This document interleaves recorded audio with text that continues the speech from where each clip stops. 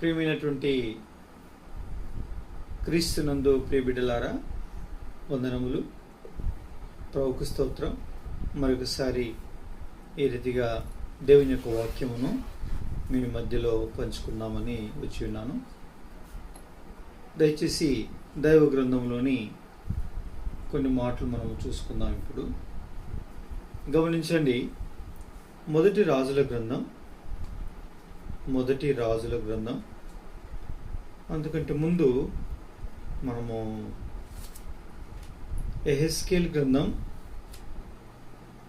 26వ అధ్యాయం మొదటి ఒక 5 వచనాలు నేను చదువుతాను. నాతో పాటు బైబిల్ తీసిన వారందరూ కూడా చదవలసిందిగా మనవి చేస్తున్నాను. గమనించండి. మరియు 11వ సంవత్సరం నెల మొదటి దినమున యెహోవా వాక్కు నాకు ప్రత్యక్షం ఇలాగ సెలవిచ్చెను. నరపుత్రుడా, యెరూషలేమును గూర్చి, ఆహా, జనములకు ద్వారముగానున్న పట్టణము పడగొట్టబడెను, అది నాశనమాయెను, అది పాడైపోయినందున నేను పరిపూర్ణము నొందితిని అని తూరు చెప్పిన గనుక, ప్రభువైన యెహోవా సెలవిచ్చినదేమనగా, తూరు పట్టణమా, నేను నీకు విరోధినైతిని. సముద్రము దాని తరంగములను పోవు చేయి రీతిగా నేను అనేక జనములను నీ మీదికి రప్పించదను. వారు వచ్చి తూరు యొక్క ప్రాకారమును కూల్చి దాని కోటలను పడగొట్టుదురు. నేను దాని మీద నున్న మంటిని తుడిచివేయుదును, దాన్ని బట్టి బండగా చేసేదను. సముద్రము దాన్ని నావరించును, అది వలలు పరచుటకు చోటగును. నేనే మాట ఇచ్చి తిని, ఇదే ప్రభువు యెహోవా వాక్కు. ఆ జనములకు దోపుడు సొమ్మగును. చాలు. ఇక్కడ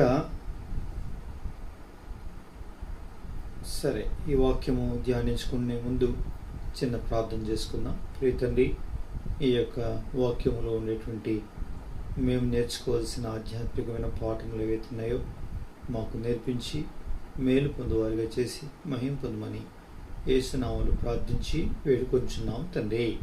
ఆమేన్. ప్రియులారా, ఈ సందర్భంలో దేవుని యొక్క వాక్యమును మనం ఇప్పుడు ధ్యానించనైనాం. దేవుని యొక్క వాక్యమును మనము అధ్యాయం ఒక పుస్తకముగా మనము ధ్యానించవచ్చు, లేక ఒక అధ్యాయముగా ధ్యానించవచ్చు. అధ్యాయంలో కొన్ని వచనాలతో కూడినటువంటి పారాగ్రాఫ్గా ధ్యానించవచ్చు. తర్వాత ఆ పారాగ్రాఫ్లో ఉండే ఒక వచనంను ధ్యానించవచ్చు. ఆ వచనంలోని ఒక పదంలో ఒక అక్షరానికి ఉండేటువంటి తలకట్టు, దీర్ఘం, గుడి దీర్ఘం అనేటువంటి ఆ యొక్క గుణితాలను బట్టి కూడా ఇట్లెందుకు రాసింది ప్రభువా, ఎందుకు ఈ కొమ్ము ఉంది, ఎందుకు ఈ గుడి ఉంది, గుడి దీర్ఘం ఉంది, ఎందుకు ఇది లేదు అంటే కూడా ప్రభు వాటిలో కూడా దేవుడు తన వర్తమానాన్ని మనకు తెలియచేస్తాడు. కాబట్టి దేవుని యొక్క వాక్యమును భౌతికంగా, మానసికంగా ఏమాత్రము కాకుండా మనము దైవికంగాను, ముఖ్యంగా దేవుని యొక్క వాక్యమును ఆధ్యాత్మికంగా మనము ఆత్మీయమైన అర్థాలతో కూడినటువంటి దిగా ఏం సెలవిస్తుంది అని పూర్వపరాలను గూర్చి మనము యోచించి, ధ్యానించి, పరిశీలిస్తే దేవుని యొక్క వాక్యంలో అనేక విషయాలు మనకు తెలుస్తాయి. గమనించండి. ఇప్పుడు యెహెజ్కేలు గ్రంథం 26వ అధ్యాయంలో ఏం రాయబడింది అంటే, పిల్లరా, దేవుడైన యెహోవా ఏమంటున్నాడు అంటే, ఇక్కడ 2వ వచనంలో చూడండి. నరపుత్రుడా, యెరూషలేమును గూర్చి, ఆహా, జనములకు ద్వారముగానున్న పట్టణము పడగొట్టబడెను, అది నాశనమాయెను, అది పాడైపోయినందున నేను పరిపూర్ణము నొందితిని అని తూరు చెప్పెను గనక. తూరు దేశం పిల్లరా ఏమని చెప్పిందంట అంటే, ఎవరిని గూర్చి? యెరూషలేమును గూర్చి తూరు ఇలా అనుకుందంట. తూరు దేశం ఇలా అనుకుంది. ఏమనుకుంది?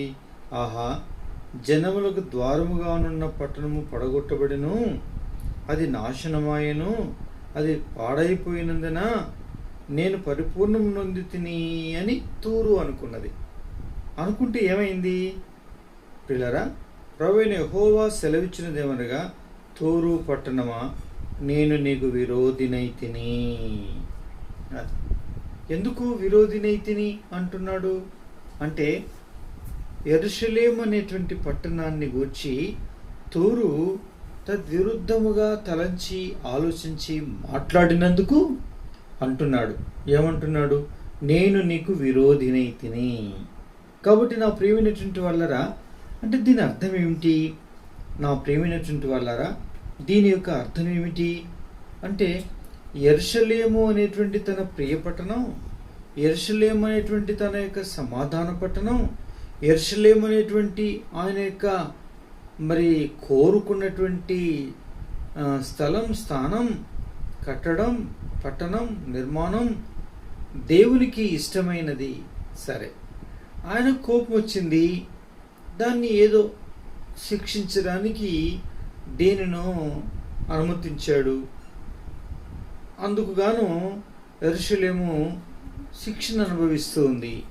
ఓకే, అనుభవించినప్పుడు ఏమైంది? తూరు అప్పుడు మౌనంగా ఉండకుండా అది ఏమన్నదట? ఏమన్నది అంటే, జనములకు ద్వారముగా ఉన్న పట్టణము పడగొట్టబడిను, అది నాశనమాయను, అది పాడైపోయినందున నేను పరిపూర్ణం నుండి అని అనుకుంది. అంటే అర్థం ఏంటి? దానికి ఎంతో సంతోషమైంది అన్నట్టు, ఆనందమైంది. చూసారా? అయితే దానికి దేవుడికి ఇష్టం లేదు. చూడండి, అందుకే మన కన్న పిల్లల్ని మనము ఎన్నైనా తిడతాం, మన కన్న పిల్లల్ని మరి ఎన్నైనా కొడతాం, కోపం వస్తే ఎంతైనా గద్దిస్తాం. కానీ అదే పని ఇరిగింటి వారు, పొరిగింటి వారు, మన పాలువారు, ఇంకా ఎవరో అనుకోండి, వారు ఏమైనా అన్నారనుకోండి, అప్పుడు మనం ఏమంటాం చెప్పండి? ఏంటండి మీకేం అధికారం నా కుమారుని మీద? ఎందుకు మా పిల్లల్ని అలా అంటున్నారు చెప్పండి అని అనేసేస్తాం.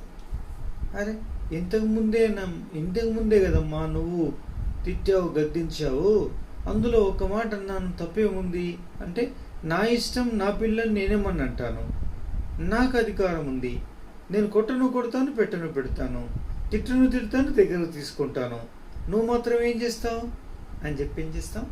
విరుచుకుపడతాం. చూసారా? అదే ప్రేమను, అదే వైఖరిని దేవుడు పిల్లరా ఇక్కడ వహిస్తున్నాడు. ఏంటా వైఖరి అంటే, పిల్లరా తను ఎన్నైనా అంటాడు, మళ్ళీ ఎలాగైనా చేరతీస్తాడు, కానీ ఎవరైనా అదే అంటే మాత్రం ఆయన ఒప్పుకోడు. అది అర్థమైంది. ఇప్పుడు గమనించండి, ఇదే సంభవించింది ఇక్కడ. తూరు ఏమన్నది అంటే ఎగతాళి చేస్తుంది, ఎగతాళి చేస్తుంది, మంచిగా అయింది అంటుంది, సంతోషపడుతుంది. అది ఇష్టం లేదు. ఎవరికి తెలుసా? దేవుడికి ఇష్టం లేదు. ఆయన యెరూషలేమును కోరుకున్నాడు కదా, తన ప్రతిష్ఠితమైనటువంటి పట్టణముగా చేసుకున్నాడు కదా, దాని సమాధానం అని పేరు పెట్టాడు కదా ప్రేమిని వాళ్ళరా. అందుకే దాని విషయమే ఎవరు ఏమన్నా సరే దేవుడు ఏమాత్రం కూడా ఒప్పుకోడు అని అర్థమవుతుందండి. గమనించారా నా ప్రేమైనటువంటి వాళ్ళరా? దేవుని యొక్క వాక్య ప్రకారంగా దేవుని ప్రజలైనటువంటి వారిగా మనం గమనించాల్సినటువంటి మాట ఏమిటంటే, ఏమాత్రం మనము ఇతరులు ఎవరైనా తనను ప్రేమించు వారిని తానెన్నైనా గద్దించి ఎంతైనా సరిచేసి ఎంతైనా శిక్షిస్తాడు, కానీ వేరే సంబంధిత మనుషులు కాని వారెవరైనా ఏమైనా అంటే ఆయన మాత్రం ఒప్పుకోడు. గమనించండి నా ప్రేమించుంటి వాళ్ళరా. అయితే ఇప్పుడు తూరు ఇలా అనుకుంది యెరూషలేము గురించి. అసలు తూరు గురించిన సంగతి తెలుసా అండి? తూరు పట్టణానికి, తూరు దేశానికి ఈ యెరూషలేమునకున్న సంబంధం ఏంటో తెలుసా? గమనించండి. ఇప్పుడు రాజుల గ్రంథం, మొదటి రాజుల గ్రంథం 5వ అధ్యాయంలోనికి వెళ్తాం. మొదటి రాజుల గ్రంథం 5వ అధ్యాయంలో ఇలా రాయబడింది. ఏమని రాయబడింది చూడండి 5వ అధ్యాయం ఏం చెప్తుందో మొదటి వచనం నుంచి. తర్వాత తూరునకు రాజైన హీరాము తన తండ్రికి బదులుగా సొలొమోను పట్టాభిషేకం నొందెనని విని తన సేవకులను సొలొమోను వద్దకు పంపెను. ఎలయనగా హీరాము ఎప్పటికీ దావీదుతో స్నేహముగా నుండెను. చాలు, గమనించండి, ఈ ఒక్క మాట చాలండి. తూరు పట్టణమును ఏలుతున్న హీరాము అనేటువంటి ఈ యొక్క రాజు పిల్లరా దావీదుతో ఎప్పటికీ స్నేహముగానే ఉండేవాడు. జ్ఞాపకం ఉంచుకోండి. అసలు స్నేహముగా ఉన్నాడు అని అంటే దాని అర్థం ఏమనుకుంటున్నారు? అసలు దావీదుకు ఏమని బిరుదండి? నా ఇష్టానుసారుడు అని. దావీదు దేవునికి ప్రియుడు, ప్రియులారా, చాలా ప్రియుడు. ఆ ప్రియుడైనటువంటి దావీదుకు పిల్లరా హీరాము స్నేహితుడు. గమనించండి, అంటే తూరునేలు హీరాము స్నేహితుడు అంటే పిల్లరా మరి హీరాము అనే తూరు యెరూషలేమునకు స్నేహ సంబంధము కలిగినది. అర్థం చేసుకోండి. కాబట్టి స్నేహ సంబంధము కలిగి ఉన్నటువంటి ఈ యొక్క తూరు, కాబట్టి ఆ తూరును దేవుడు ఏం చేశాడు? దీవించాడు, ఆశీర్వదించాడు. ఇది సముద్ర పట్టణం. యెరూషలేము నిర్మాణ సందర్భంలో దున్లు, దూలాలు, మ్రానులు తప్ప ఏమి పంపించలేదు. అర్థమైందండి? అయితే అలాంటి సందర్భంలో మరి దేవుని యొక్క వాక్యంలో మనం చూస్తే యెహెజ్కేలు గ్రంథంలో మనం గమనించినట్లయితే ఏం రాయబడింది? యెహెజ్కేలు గ్రంథంలో తూరును గురించి ఏం రాయబడిందో తెలుసండి? అమ్మో, తూరు అంటే సామాన్యమైంది కాదండి. చూడండి, తూరు అంటే ఎంత గొప్పదో చూడండి. 16వ వచనం నుంచి చూద్దామండి. 15 నుంచి చూస్తే మంచిది. 27వ అధ్యాయం యెహెజ్కేలు గ్రంథం 15వ వచనం నుంచి. దదాను వారును నీతో వర్తక వ్యాపారము చేయుదురు. చాలా ద్వీపములు వర్తకము నీ వశమున ఉన్నవి. వర్తకులు దంతమును కోవిదారు నానునిచ్చి నీ సరుకులు కొనుకొందురు. నీ చేత చేయబడిన వివిధ వస్తువులు కొనుక్కున్నటకై సిరియనులు నీతో వర్తక వ్యాపారము చేయుదురు. వారు పచ్చరాళ్లను, ఊదా రంగు నూలుతో కుట్టబడిన చీరలను, అవిసినార బట్టలను, పగడములను, రత్నములను ఇచ్చి నీ సరుకులు కొనుక్కుందరు. మరియు యూదావారును ఇశ్రాయేలు దేశస్థులను నీలో వర్తక వ్యాపారము చేయుచు నీతు గోధుమలను, మిఠాయిలను, తేనెయు, తైలమును, గుగ్గిలమును ఇచ్చి నీ సరుకులు కొనుక్కుందరు. దమస్కు వారు హెల్బోను ద్రాక్షారసమును, తెల్లబొచ్చునిచ్చి విస్తారమైన సరుకులు దినుసులను కొనుక్కుందరు. దదాను వారును గ్రేకీలను నూలు ఇచ్చి నీ సరుకులు కొనుక్కుందరు. ఇనుప పనిముట్టును, కత్సియా, కెనాయాను, సుగంధ ద్రవ్యములను నీ సరుకులకు బదులు ఇయ్యబడును. ఈ ప్రకారంగా చూస్తూ వెళ్తే ఇంత గొప్పగా ఈ తూరును ఆశీర్వదించాడండి. ఎందుకో తెలుసా?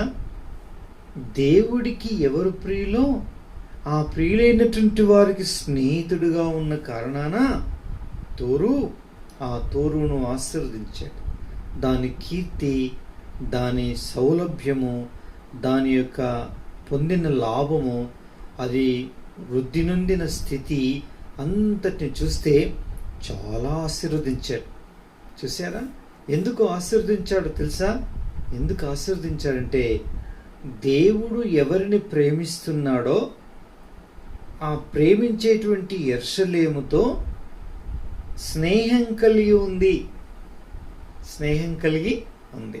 చూసారా? అందుకే పిల్లరా, మరి యెరూషలేమా నిన్ను ప్రేమించువారు వర్ధిల్లుదురు అని మనం 122వ అధ్యాయంలో కీర్తన గ్రంథంలో చూస్తే మనకు తెలుస్తారు. యెరూషలేమో నిన్ను ప్రేమించువారు వర్ధిల్లుదురు. తూరు ఏం చేసింది? యెరూషలేమును ప్రేమించింది. అందుకే దేవుడు యెరూషలేమును బట్టి తూరును ఆశీర్వదించాడు. నా ప్రియులారా, మీకు తెలుసా ఈ సంగతి? ఈ యొక్క యెరూషలేములో నుండి నిన్ను దీవిస్తాడని, సియోనులో నుండి నిన్ను ఆశీర్వదిస్తాడని 128వ అధ్యాయం కీర్తన గ్రంథంలో మనం చూస్తే 4, 5 వచనాలు, 6 వచనాలు చూస్తే ఆశీర్వాదం. ఎందుకండి? యెరూషలేమును ప్రేమిస్తే సియోనులో నుండి దేవుడు ఆశీర్వదిస్తానని చెప్పాడు. నా ప్రియమైనటువంటి వాళ్ళరా, ఈ దినాల్లో చాలామందికి ఏముండదు? యెరూషలేముతో సంబంధం ఉండదు. అంటే సావాసము, సంఘము సంబంధం ఉండదు. వారి పనే వారి దేవుడు, వారి కడిపే వారి దేవుడు, వారి పనే వారి యొక్క పూజ, అంతేగాని ఇంకా దేవుని మందిరంతో సంబంధం ఉండదు. చాలామంది అలా ఉంటారండి. గమనించారా? ఇంకొక మాట చెప్పాలంటే, ఈ దినం క్రైస్తవ దేశాలకి మనందరికంటే మరీ ఎక్కువ కీడు కరోనా కలిగించమని దేవుడు ఆజ్ఞాపించినట్టు ఉంది. ఎందుకు తెలుసండి? ఈ దినం బహు బాధను అనుభవిస్తున్నటువంటి దేశాలలో ప్రథమ స్థానం వహించినవి క్రైస్తవ దేశాలే. ఎందుకండి? అక్కడ ఉండేటువంటి చర్చెస్ మూతబడినాయని, అనేక చర్చెస్ని క్లబ్బులకు, పబ్బులకు, రకరకాల మాల్స్కి ఆ విస్తీర్ణమైనటువంటి ప్రదేశములను అమ్మివేసి మరి ఆ చర్చిలలోకి వెళ్ళే జనం లేకుండా వర్క్ ఈజ్ వర్షిప్ అనేటువంటి సిద్ధాంతం గల వారై ప్రతి ఒక్కరూ బిజీ అయిపోయి, తీరిక లేని వారైపోయి, సంపాదన యందు అధిక వ్యామోహం కలవారై, ధనమోసములందు చిక్కుకున్న వారే దేవుని మందిరానికి వెన్నుచూపి, పిల్లరా, ఆ ప్రకారంగా వారున్న కారణాన నా ప్రియమైనటువంటి వాళ్ళ ఈ దినం ఎంతో భయంకరమైన ఘోర దుస్థితి. పిల్లారా, అనేకమైన అనర్థాలకు గురైన జనం ఈ దినం ఈ భయంకరమైనటువంటి కరోనా యొక్క కోరల్లో విలవిలలాడిపోతూ ఉంది. నా ప్రియమైనటువంటి వాళ్ళరా, అందుకే దేవుని ప్రజలమైనటువంటి మనం పిల్లరా నేర్చుకోవాలి. ఏం నేర్చుకోవాలి? దేవుడు దేనినైతే ప్రేమిస్తున్నాడో, ఏదైతే దేవుడికి ప్రియమైనదో ఆ ప్రియమైన దానిని మనము చేయుటకు ఇష్టపడితే మనని ఆశీర్వదిస్తాడు. చూసారా ఎంత మంచి మాట. కాబట్టి నా ప్రియమైన వాళ్ళారా, ఇప్పుడు ఈ వాక్యం వింటున్నటువంటి నా ప్రియమైనటువంటి సహోదరులారా, మీరు మరి దేవుణ్ణి ప్రేమిస్తున్నారా? దేవుని మందిరాన్ని ప్రేమిస్తున్నారా? అయితే మీకు ఇంకా సమస్య లేదు. మిమ్మల్ని దేవుడు దీవిస్తాడు, మిమ్మల్ని ఆశీర్వదిస్తాడు పిల్లారా. కాబట్టి దేవుని యొక్క సన్నిధానములో నీ క్షేమమే నా క్షేమమని భావించి తనను ఎవరు ప్రేమిస్తారో వారిని దేవుడు ఏం చేస్తాడండి? ఆశీర్వదిస్తాడు, దీవిస్తాడు. ఇట్లా మాటలు ఎందుకండి? మనం దేవుని యొక్క వాక్యాన్ని చదివి గనుపరుస్తాం. దేవుని యొక్క వాక్యాన్ని మనం చదివి మన విశ్వాసమును అభివృద్ధిపరుచుకుందాం. 122వ అధ్యాయం కీర్తన గ్రంథంలో మనం గమనిస్తే ఇలా రాయబడింది. 122 యెహోవా మందిరమునకు వెళుదమని జనులు నాతో అన్నప్పుడు నేను సంతోషించి తిని, యెరూషలేమా మా పాదములు గుమ్మములో నిలుచుచున్నవి. యెరూషలేమా బావుగా కట్టబడిన పట్టణం వలె నీవు కట్టబడి ఉన్నావు. ఇశ్రాయేలు నియమింపబడిన శాసనమును బట్టి యెహోవా నామమునకు కృతజ్ఞతాస్తుతులు చెల్లించుటకై వారి గోత్రములు, యెహోవా గోత్రములు అక్కడికి ఎక్కి వెళ్ళును. అతడు న్యాయము తీర్చు సింహాసనములు, దావీదు వంశీయుల సింహాసనములు స్థాపింపబడి ఉన్నవి. యెరూషలేము యొక్క క్షేమం కొరకు ప్రార్థన చేయడి. యెరూషలేమా నిన్ను ప్రేమించువారు వర్ధిల్లుదురు.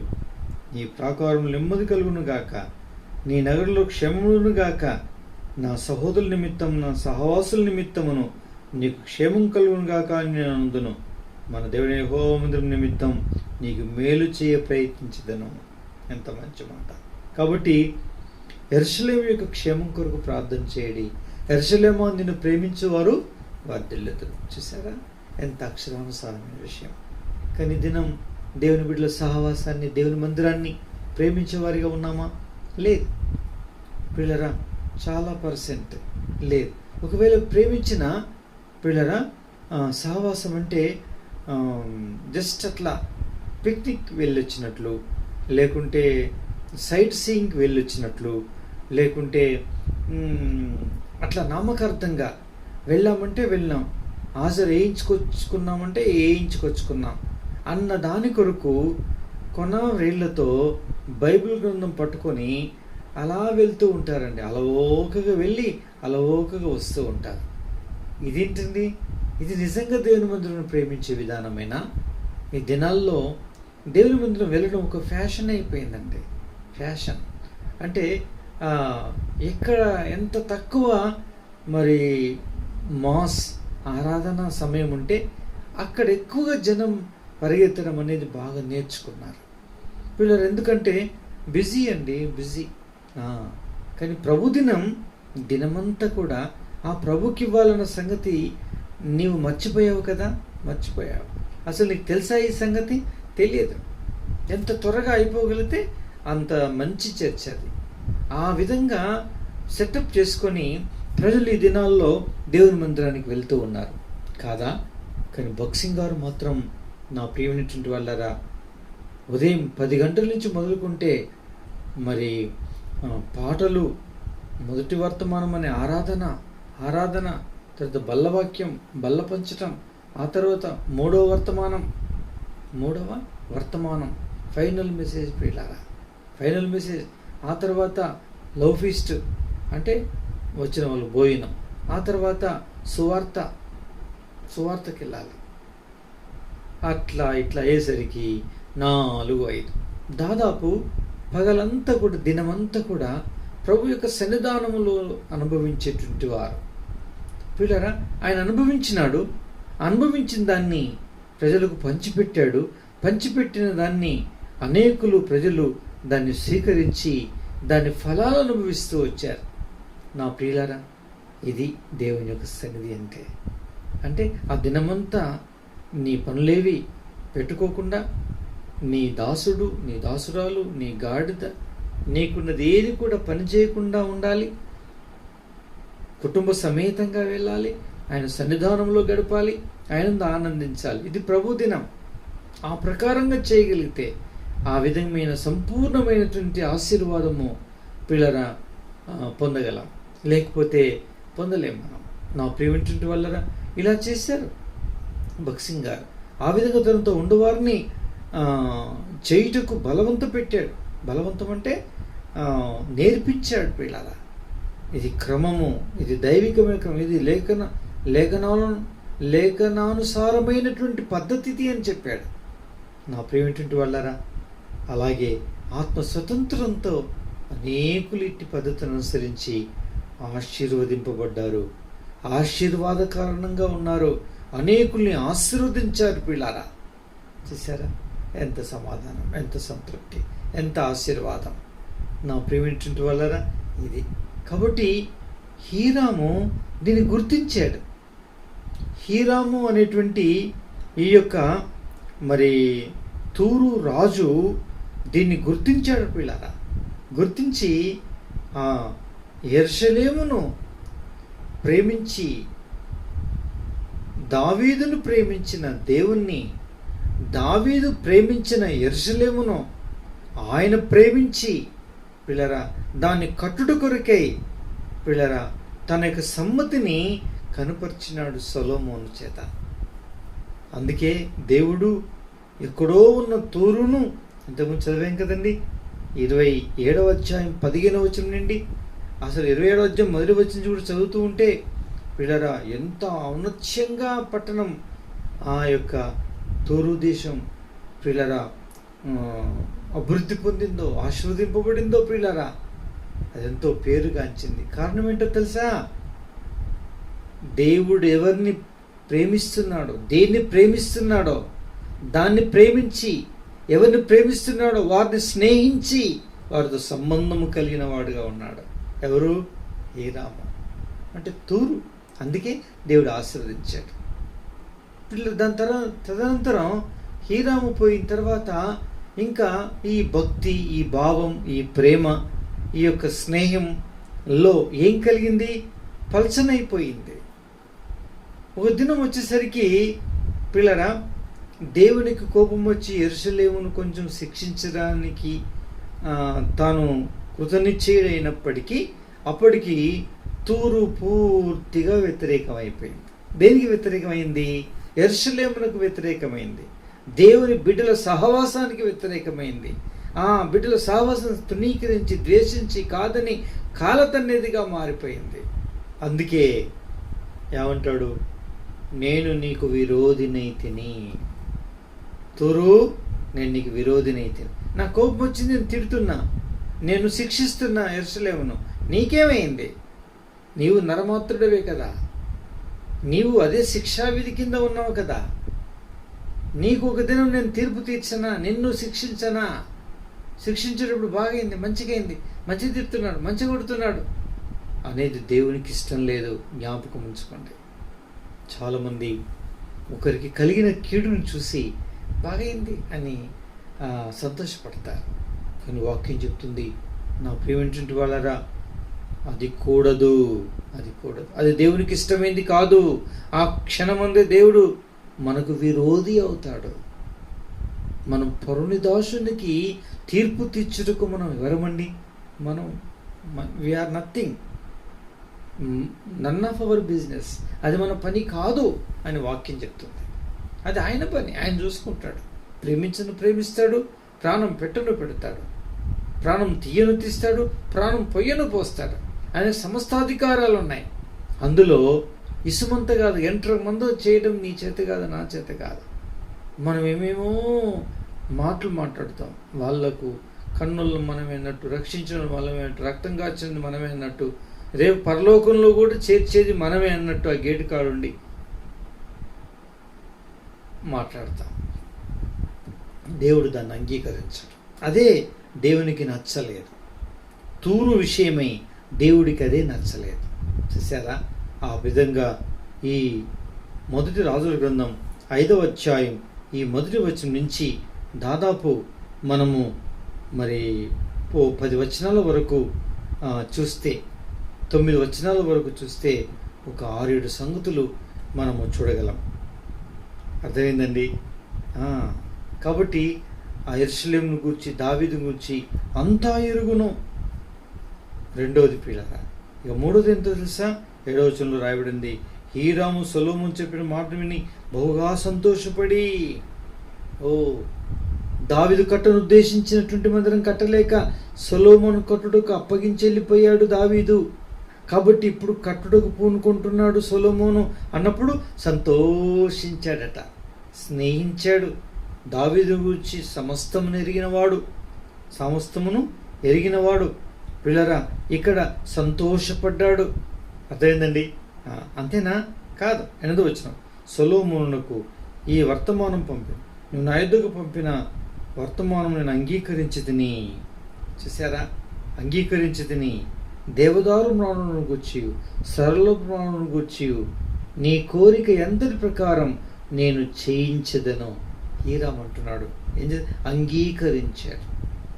నాకు తుండ్లు కావాలి, నాకు దూలాలు కావాలి, నాకు దేవదారు మ్రాణులు కావాలి, నాకు సరళ మ్రాణులు కావాలి అని రిక్వెస్ట్ పెడితే, వాళ్ళరా ఇప్పుడు ఏం చేస్తున్నాడు? దానంతటిని అంగీకరించి అవన్నీ చేయిస్తానని తల వంచి ఆయన మందిరం, ఆయన పట్టణ నిర్మాణం నిమిత్తమై అదంతా పంపుటకు హీరాము సంతోషముగా తూరు తల ఒగ్గింది. ఇది ఎన్నోదండి? 5వది. ఎంత అద్భుతం! చూసారా? ఎంత ఆశ్చర్యకరమైన విషయము ఇది. అర్థమైందండి? అదే 8వ వచనంలో చివరి భాగం, నీ కోరిక ఎంతటి ప్రకారం నేను చేయించదను. నీ కోరిక అంతటి ప్రకారంగా అంగీకరించాడు. నీ కోరిక అంతటి ప్రకారంగా చేయిస్తానని ఒప్పుకున్నాడు. చూసారా? ఇక 7వ సంగతి చూస్తే 9వ అధ్యాయంలో చివరి వచనంలో, ఇందును గూర్చి నువ్వు నా కోరిక చొప్పున జరిగించి నా ఇంటి వారి సంరక్షణ కొరకు ఆహారము ఇచ్చదవు. పిల్లరా, ఆహారం కోరుకుంటున్నాడు.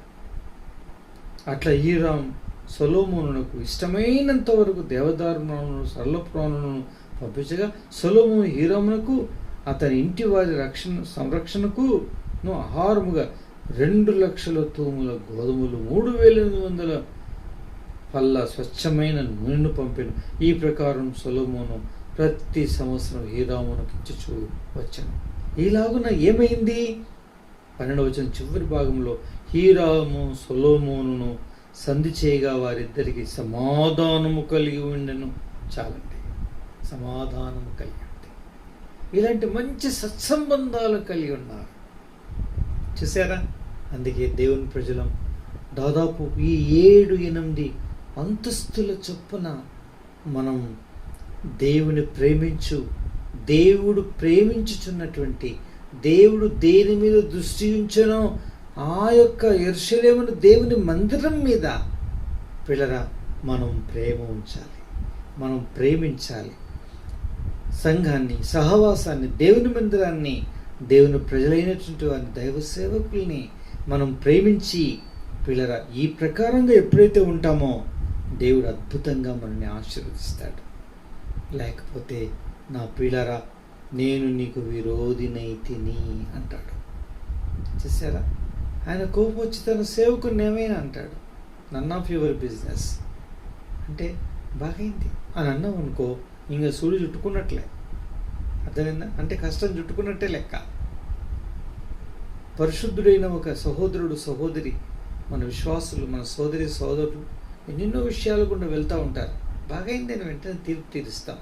దేవునికి నచ్చదా మాట.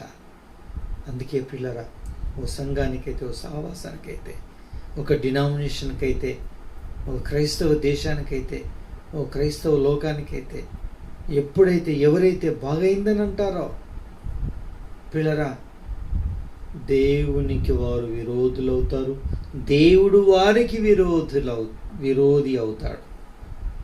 ఇదే సంభవించింది యెహెజ్కేలు గ్రంథం ఈ 26వ అధ్యాయంలో అదే సంభవించింది. చూసారా?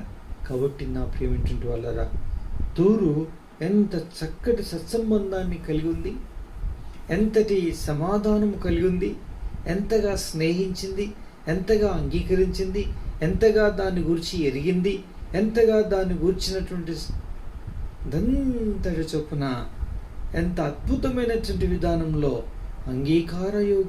అంగీకారమును తెలియజేసింది తన వైపు నుంచి. నా ప్రియమైనటువంటి వాళ్ళరా, ఇది దేవునికి ఇష్టమైంది. అందుకే తూరును ఆస్వాదించాడు, దీవించాడు.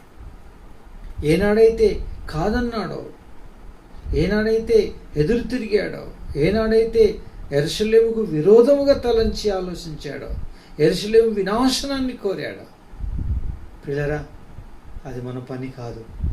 ఆ పని చేశాడు తూరు. అందుకే ఇప్పుడు అంటాడు, నేను విరోధినై ఉన్నాను నీకు అంటాడు. చూసారా ఎంత ఘోరం! దాదాపు ఒక 7-8 అంతస్తుల్లో ఉండేటువంటి ఆ ప్రేమానురాగాలు, సత్సంబంధాలు, ఆ బాంధవ్యాలు, ఆ బంధుత్వం, ఆ యొక్క ఆధ్యాత్మికమైనటువంటి ఆ అద్భుతమైనటువంటి ఈ యొక్క సంబంధము పిల్లరా పోగొట్టుకున్న కారణాన మనం మళ్ళీ ఇంకొక బైబుల్ ధ్యానం చేసుకున్నప్పుడు మనము ఇంకొక స్టెప్లో చూస్తాం. 7 అంతలు కాదు కదా, దానికి మించిన అంతస్తులుగా దాదాపు ఒక 3 రెట్లుగా భయంకరమైనటువంటి వేదనను, బాధను ఈ 26వ అధ్యాయం 14వ వచనం వరకు చూస్తే మరి పొందుటను మనం చూడగలం, దేవుడు అనుమతించడం చూడగలం. నా ప్రియటువంటి వాళ్ళరా, ఈ ప్రకారంగా దేవుడు మరి 3వ వచనం నుంచి 14వ వచనం వరకు భయంకరమైనటువంటి బహువేదనకరమైనటువంటి పరిస్థితిని తూరుకు అనుమతించాడు. నా ప్రియ సోదరి సోదరులారా, 3 అంతల శిక్ష. ఒక్క మాట అంటే 3 వైపుల నుంచి, 3 దిక్కుల నుంచి 3 అంతలుగా మనం మీదకి వస్తుంది. అదే సంభవించింది. అందుకోసమని మనము ప్రార్థన చేసుకోవాలి. ఏమని? దేవా, నేనెప్పుడు ఎల్లప్పుడూ నిన్నే ప్రేమించుటకు, నీ బిడ్డలను ప్రేమించుటకు, నీ సంఘాన్ని, నీ సావాసాన్ని, నీ మందిరాన్ని ప్రేమించుటకు దేవా నాకు సహాయం చేయి తండ్రి. నిన్ను ప్రేమించిన వాడెవడో, యేసు క్రీస్తును ప్రేమించిన వాడెవడో వాడు శాపగ్రస్తుడవునుగాక అని రాయబడింది. యేసుక్రీస్తు ప్రభు వారంటే ఆయన సావాసం, యేసుక్రీస్తు ప్రభు వారంటే ఆయన సంఘం, యేసుక్రీస్తు ప్రభు వారంటే ఆయన స్వరక్తం ఇచ్చి సంపాదించిన సంఘం. పిల్లారా, సౌలా సౌలా నన్ను ఎలా హింసించుచున్నామన్నాడు అంటే యేసును సౌలు హింసించాడా? హింసించలే. అంటే దేన్ని హింసించాడు? తను నమ్మిన బిడ్డలు హింసించాడు, బాధ పెట్టాడు, కొర్రలతో కొట్టాడు, బేడీలు వేశాడు, సంఖ్యలు వేశాడు, బందీలుగా తీసుకుపోయాడు, శిరసాల్లో వేశాడు, అన్యాయపు తీర్పులు తీర్పిచ్చాడు, భయంకరమైనటువంటి కార్యాలన్నీ చేశాడు తన బిడ్డల పక్షాన. దానంతటి భరించి భరించి భరించి దమస్కు మార్గంలో దర్శించి అంటాడు, సౌలా సౌలా నన్నెలా నీవు హింసించుచున్నావు. చూసారా? కాబట్టి పిల్లరా, ప్రభువును ప్రేమించిన వాడెవడో అంటే దేవుని సంఘాన్ని ప్రేమించిన వాడెవడో వాడు ఏమవుతాడండి? దేవుని యొక్క వాక్య ప్రకారంగా పిల్లరా ఏమవుతారంటే శాపగ్రస్తుడవుతాడు. ఏమవుతాడు? శాపగ్రస్తుడవుతాడు. అందుకే దేవుని యొక్క వాక్యంలో 1 కొరింథీ లాస్ట్ అధ్యాయం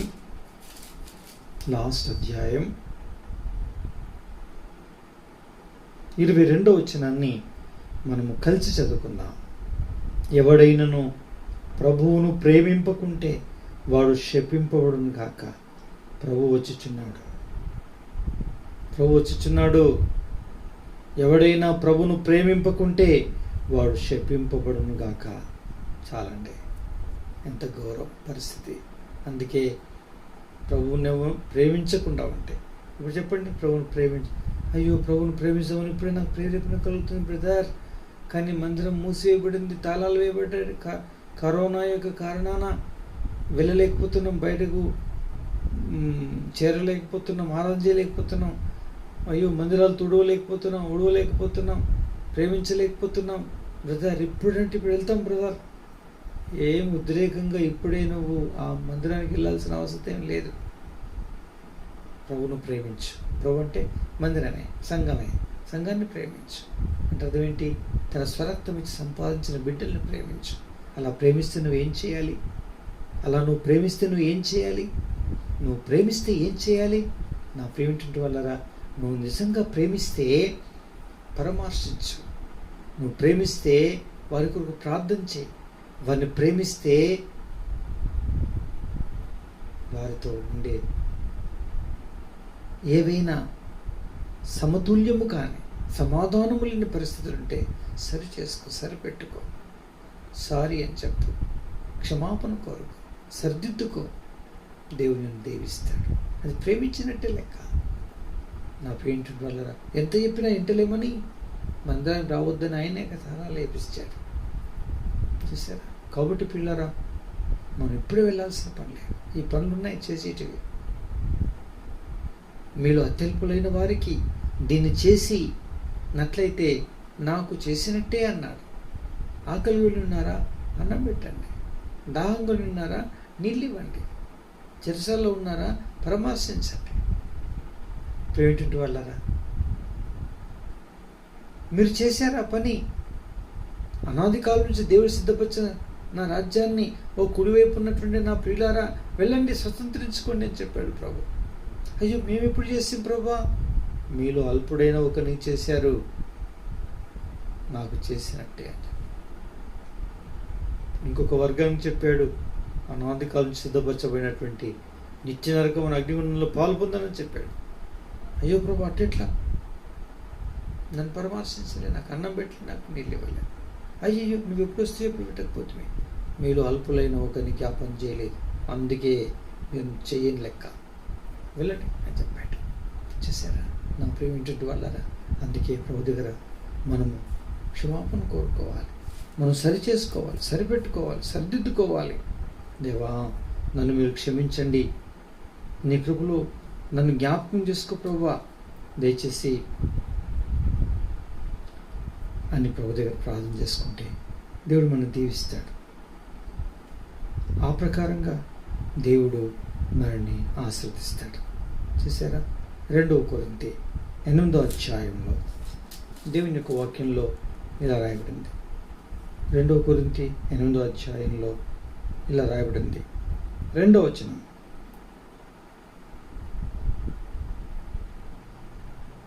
మొదటి 2 వచనాలు. సహోదరులారా, మాసిదోనియా సంఘములకు అనుగ్రహింపబడి ఉన్న దేవుని కృపను గురించి మీకు తెలియజేయుచున్నాం. ఎలాగనగా వారు బహుశ్రమల వలన పరీక్షింపబడగా అత్యధికంగా సంతోషించిరి, మరియు వారు నిరుపేదలైనను వారి దాతృత్వం బహుగా విస్తరించను. ఈ కృప విషయంలో పరిశుద్ధుల కొరకైన పరిచర్యలో పాల్గొన్న విషయంలోనూ మనపూర్వకంగా మమ్మను వేడుకొంచు వారు తమ సామర్థ్యం కొలదియే కాక సామర్థ్యం కంటే ఎక్కువ తమంతట తామే ఇచ్చిరని మీకు సాక్ష్యం ఇచ్చుచున్నాము. చూసారా ఎంత మంచి మాట. అంతేకాదు, చూడండి ఏం రాయబడిందో. 11వ వచనం. కావున తలపెట్టుటకు సిద్ధమైన మనసు మీలో ఎలాగో కలిగినో అలాగే మీ కలిమి కొలది సంపూర్తి యగునట్లు మీరు ఆ కార్యము ఇప్పుడు నెరవేర్చుడి. మొదట ఒకడు సిద్ధమైన మనసు కలిగి ఉంటే శక్తికి మించి కాదు, కానీ కలిమి కొలదియే ఇచ్చిన ప్రీతికరము. ఇతరులు తెలియగాను మీకు భారముగాను ఉండవాలని ఇది చెప్పట్లేదు, కానీ హెచ్చుగా కూర్చోవానికి తక్కువ మిగలలేదని, తక్కువ కూర్చోవానికి తక్కువ కాలేదని రాయబడిన ప్రకారం అందరి సమానముగా ఉన్న నిమిత్తం ప్రస్తుతమందు మీ సమృద్ధి వారి అక్కరకు, మరి ఒక్కప్పుడు వారి సమృద్ధి మీ అక్కరకును సహాయమై ఉండవాలని ఇలాగ చెప్పుచున్నాను. మీ విషయమైన నాకు కలిగిన ఈ ఆసక్తిని తీతు హృదయంలో పుట్టించిన దేవునికి స్తోత్రం. అతను హెచ్చరికను అంగీకరించను గనుక అది విశేషాసక్తి కలిగిన తన ఇష్టము చొప్పున మీ యుద్ధకు బయలుదేరి వచ్చుచున్నాడు. చూసారా? కాబట్టి ఏమైంది మరి ఇప్పుడు? 18వ వచనం.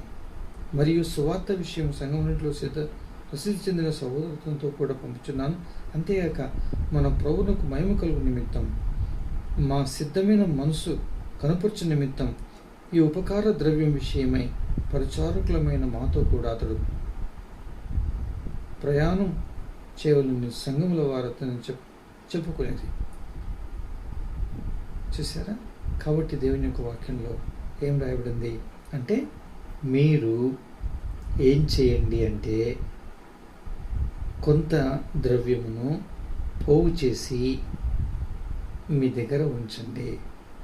ఉంచి దాన్ని ఏం చేయండి అంటే పంపించండి అని. చూసారా? కాబట్టి పిల్లగా దేవునికి ఇవ్వవలసిన భాగం, దేవునికి పోగు చేయాల్సినటువంటి కానుక ఏదైతే ఉందో దానిని మీరు పోగు చేసి దాన్ని మీ దగ్గర ఉంచి వచ్చేటువంటి తీతుతో మీరు పంపడానికి ప్రయత్నం చేయండి. కాబట్టి ప్రియులారా, మరి పిసినారితనముగా కాకుండా ఈ యొక్క మరి దేవుని ప్రజలైనటువంటి వారు సామర్థ్యమునకు మించి ఎక్కువ తమంతట తామే ఇచ్చిరని మీకు సాక్ష్యం ఇచ్చుచున్నాను అంటాడు. చూసారా? కాబట్టి పిల్లారా, అంటే ఏం చేయాలి? అన్ని విధములుగా ఆయనకు మనం ప్రతిష్ఠించుకోవాలి. అదే ప్రభువును ప్రేమించుట. ప్రభువును ప్రేమించంటే, ప్రభువా నువ్వంటే నాకు ఎంతో ప్రేమ, ప్రభువా నువ్వు నాకంటే ఎంతో ప్రేమ, మందిరమా నువ్వంటే నాకు ఎంతో ప్రేమ, మందిరమా నువ్వు నాకంటే ఎంతో ప్రేమ, సంఘమా నువ్వు నాకంటే ఎంతో ప్రేమ అని పాట పాడుకుంటూ కూర్చుంటే ప్రేమించట కాదు. మన వంతు మనం ఎవరు యోగ్యులు, ఎవరు పాత్రులు, ఎవరు అక్కర కలిగి ఉన్నారో అక్కరైనటువంటి వారికి కరోనా యొక్క కాటున పడినటువంటి కూరల్లో చిక్కులు విరిగా ఆడుతున్నటువంటి వారికి మన వంతు మనం సహాయం చేయవాలంగా ఉండాలి. అంతేకాకుండా దేవుని మందిరాన్ని ప్రేమించి దేవుని మందిరానికి నువ్వు చేయాల్సింది పోగు చేసి ఆయన మందిరానికి అప్పయ్యాలి. పిల్లారా, ఆ ప్రకారంగా అన్ని విధాలుగా మనం అలా ప్రేమిస్తే ప్రభువును ప్రేమించినట్టు. ప్రభువును ప్రేమించినామంటే దేవుని సంఘాన్ని ప్రేమించినట్టు. దేవుని సంఘాన్ని ప్రేమించామంటే ప్రభువును మనం ప్రేమించినట్టు. ఆ విధంగా చేసి ప్రభువుకు అప్పగించుకుంటే దేవుడు తూరును ఆశీర్వదించినట్లుగా దేవుడు ఆశీర్వదిస్తాడు. అట్లా కాదు, చెడిపోయిన దాన్ని చూసి, పడిపోయిన దాన్ని చూసి బాగైంది అని చెప్పి తల ఊపినట్లయితే నా ప్రేమేంటి వాళ్ళరా, దేవుడు మన నిర్దోషులుగా ఉంచాడు, ఆయన విరోధి అవుతాడు. క్షమాపణ కోరుకుని ప్రతిష్ఠించుకుందాం. ఒక నిమిషం మౌనంగా ఉందాం, ప్రార్థన చేసుకుందాం. ప్రియమైన పరలోకపు తండ్రి, పరిశుద్ధమైన దేవానికి స్తోత్రములు. మీ పాదాల చెంతకు వస్తున్నాను, కనికరించండి. ముఖ్యంగా ఈ సందర్భంలో మరి మీరు ఈ తూరు విషయమై జ్ఞాపకం చేసి నేను నీకు విరోధి నీతిని అని ప్రభా మరి సెలవిచ్చారు. కారణం, అవును, యెరూషలేమునకు వినాశనం కలిగినప్పుడు మీరు శిక్షించినప్పుడు అంగీకరించి సంతోషించి బాగైంది అని తీర్పు తీర్చింది, సంతృప్తి పడింది. ఇప్పుడు నాకు నిమ్మలమైందన్నది. దాన్ని బట్టి మీరు విరోధులయ్యారు. దేవ, అంతకుముందైతే తూరు యెరూషలేమును ప్రేమించింది, యెరూషలేముతో స్నేహించింది, యెరూషలేమును గూర్చి అంతా ఎరిగింది, యెరూషలేమును అవసరమైనంత ఇచ్చుటకు అంగీకరించింది, యెరూషలేమునకు పంపించింది, యెరూషలేముతో సమాధానంగా ఉంది, యెరూషలేముతో సత్సంబంధ బాంధవ్యాలు కలిగి ఉంది.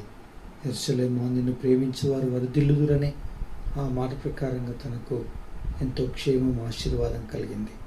ఆ రీతిగా ముందు. ఇప్పుడైతే అలా కాదు. అందుకే మాతో మాట్లాడారు. అందుకే నిన్ను, నీ సంఘాన్ని, నీ ప్రజలైన వారిని ప్రేమించి ప్రథమ స్థానం నీకు ఇచ్చిన గణపరిచే వారిగా చేసి మహిమ పొందండి. అప్పుడు దీవించబడతాం, మీరు మమ్మల్ని ఆశీర్వదిస్తారు. అందుకొరకు ఆయత్తపరిచి మహిమ పొందమని, సకల దీవులు కుమ్మరించమని హస్తగతం చేసుకుంటూ వందనాలు చెల్లిస్తూ యేసు నామములో ప్రార్థించి వేడుకొంచున్నాం తండ్రి. ఆమెన్. ఆమెన్. Praise Lord. ఉంటాను.